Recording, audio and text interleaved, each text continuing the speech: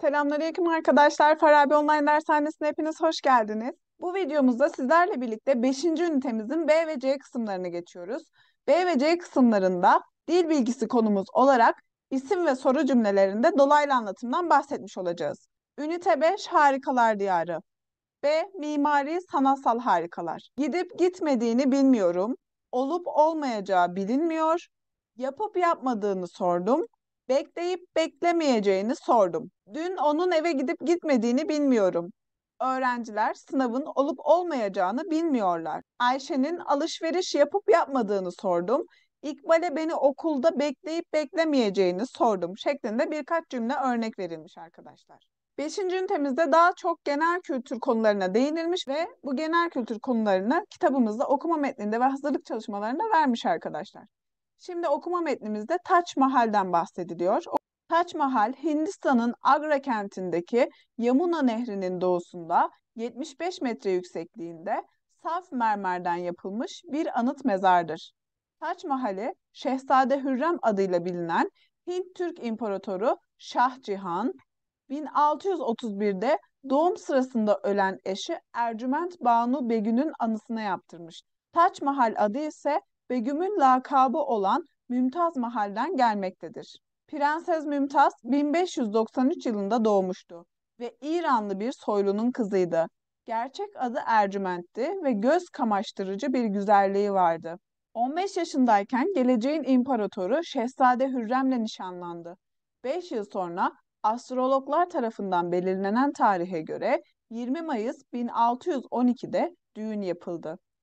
İmparator Cihangir, oğlunun göz kamaştırıcı güzellikteki genç eşine Mümtaz Mahal lakabını verdi.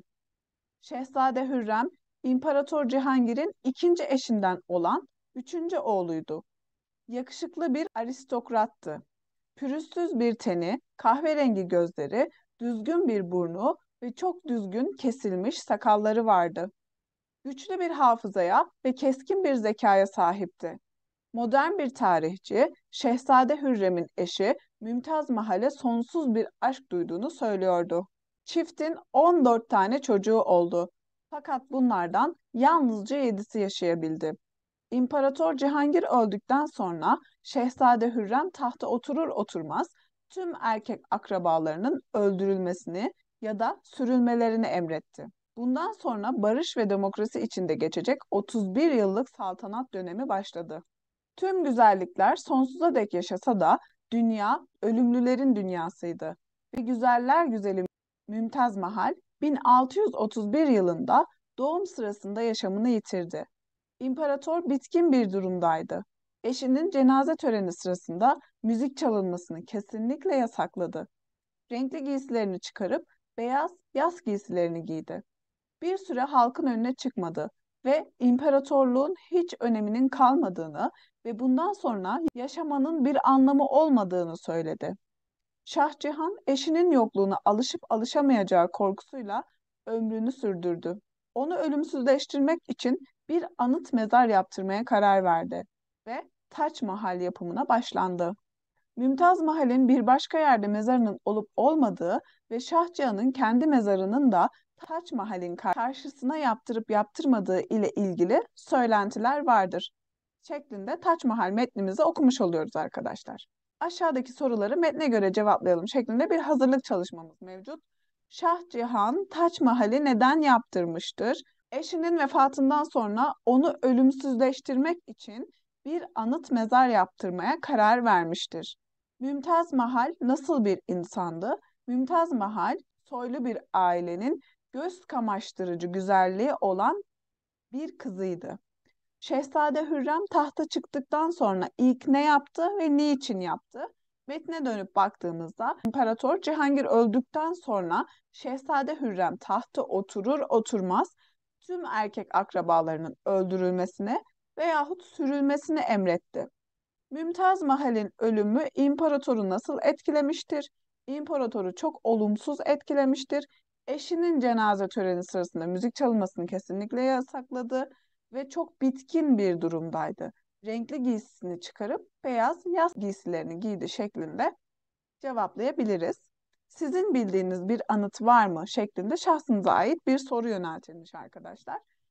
Benim bildiğim Anıtkabir var. Mustafa Kemal Atatürk'ün bulunduğu bir anıt mezardır. Sizin de bildiğiniz örnekler varsa bu sorunun cevabını ona verebilirsiniz. Aşağıdaki cümleler doğru ise D, yanlış ise Y yazalım.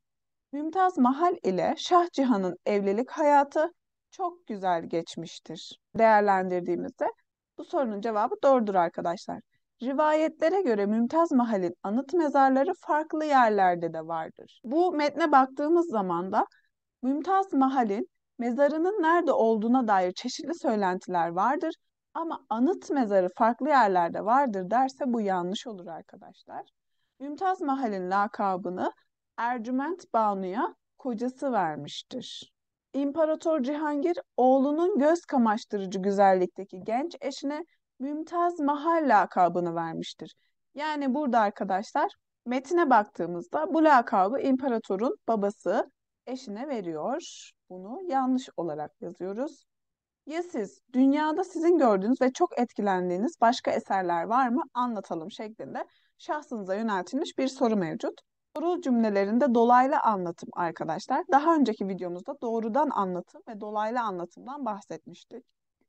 Eğer ki birinin söylediği cümleyi aynen olduğu gibi alıyorsak bu doğrudan anlatım.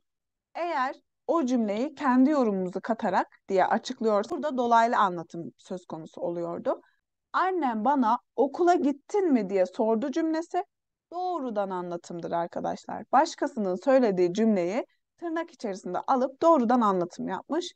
Annem bana okula gidip gitmediğimi sordu. Dolaylı anlatımdır. Polis şoföre alkol içtiniz mi diye sordu. Doğrudan anlatım. Polis şoföre alkol içip içmediğini sordu ise dolaylı anlatım.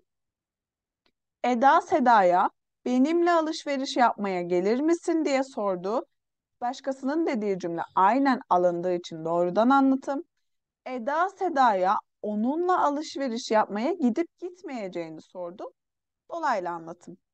Hakan Ali'ye Endonezya'da deprem olmuş mu diye sordu. Doğrudan anlatım.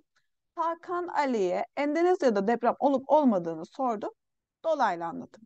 Şimdi arkadaşlar dolaylı anlatım ve doğrudan anlatımı iyice kafamızda pekiştirdikten sonra dolaylı anlatımı çevirmemiz istenilmiş. Öğretmen bana ödevini yaptın mı diye sordu. Doğrudan anlatımını öğretmen bana ödevimi yapıp yapmadığımı sordu şeklinde dolaylı anlatıma çeviriyorum. Ben Ayşe'ye Türk kahvesi içer misin diye sordum. Ben Ayşe'ye Türk kahvesi içip içmeyeceğini sordum. Doktor hastaya başın ağrıyor mu diye sordu. Doktor hastaya başının ağrıyıp ağrımadığını sordu. Banu Ceren'e Ali dünkü filmi beğenmiş mi diye sordu. Banu Ceren'e Ali'nin dün akşamki filmi beğenip beğenmediğini sordu.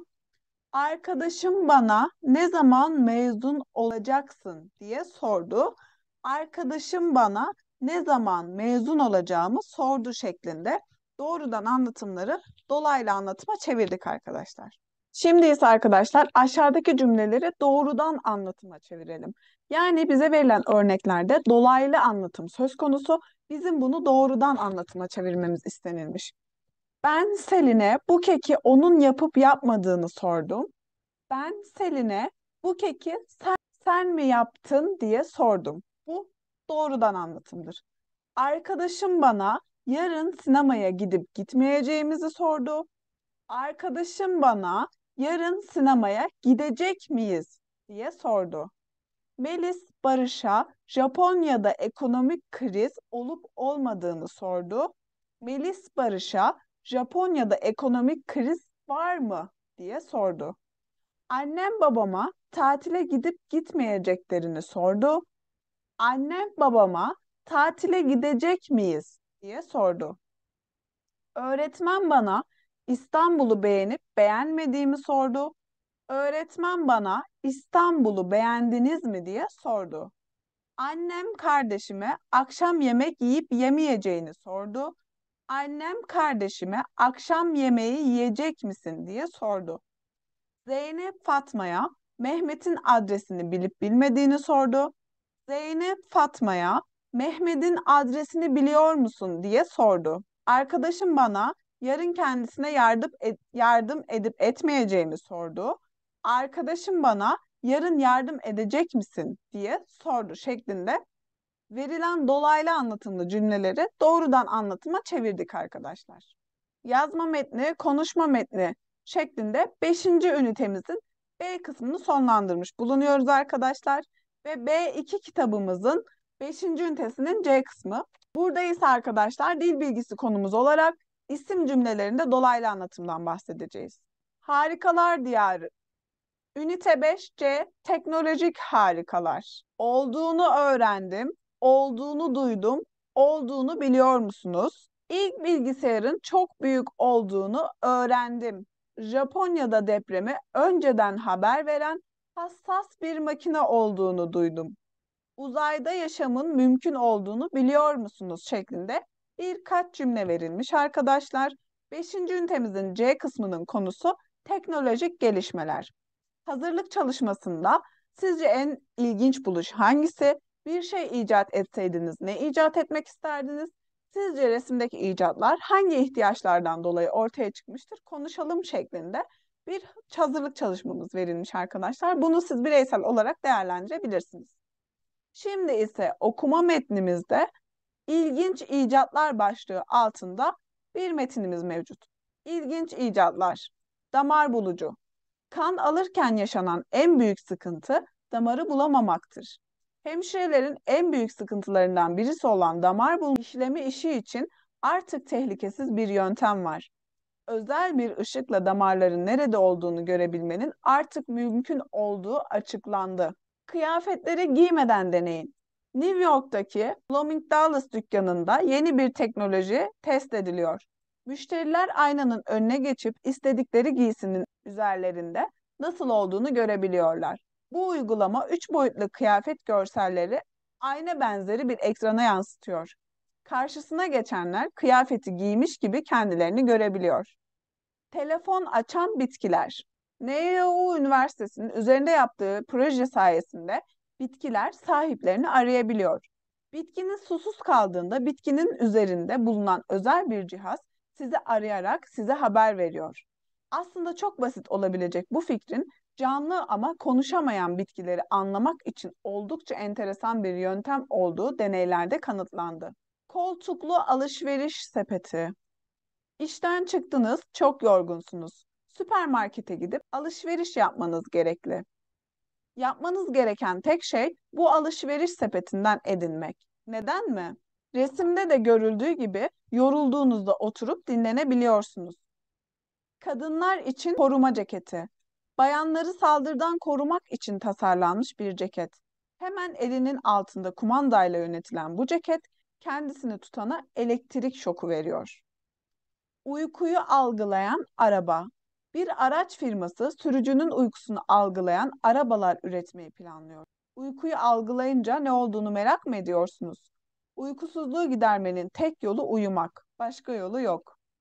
Büyüyen ayakkabılar. Çocukların ayaklarının ne kadar çabuk büyüdüğü biliniyor. Ne kadar sık ayakkabı almak gerektiği de.